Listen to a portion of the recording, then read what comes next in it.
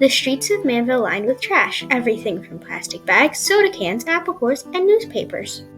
There is tons of garbage on the streets in Manville, floating around from property to property. It gets stuck in bushes, trees, and pressed into the road, staying there for days. Nobody ever picks it up.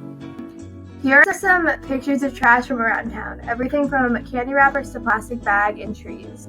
The streets could be clean, where you wouldn't find a newspaper floating in the breeze or apple cores thrown on a sidewalk. The skies would be blue, the trees would be green, and the streets would be clear of garbage.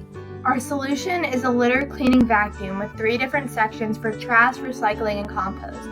It is a simple and easy way to pick up garbage. It could be used by anyone willing to help the community. There would be trash scattered around places like parking lots, sidewalks, schools, and in plants. No matter who you are, you would be able to help the community and make the world a better place.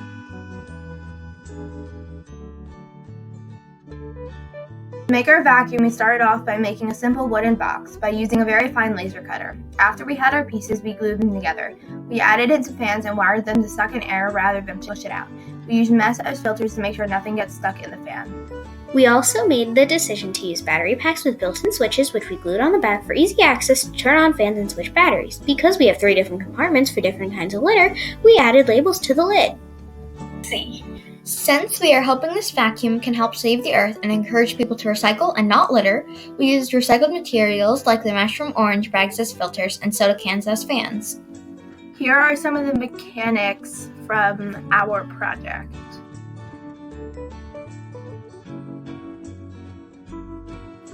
To see if our product would be useful, we talked with a school janitor and asked him about his thoughts on our vacuum.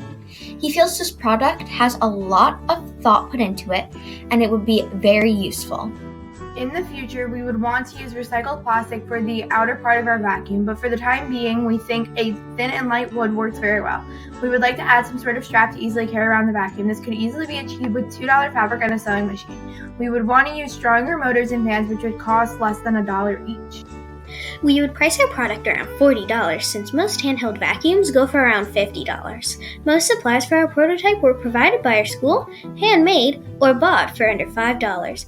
Overall, we think this product could become very popular, be very cheap, good quality, and help save the earth in the process. Thomas Edison is a very popular figure in the engineering world.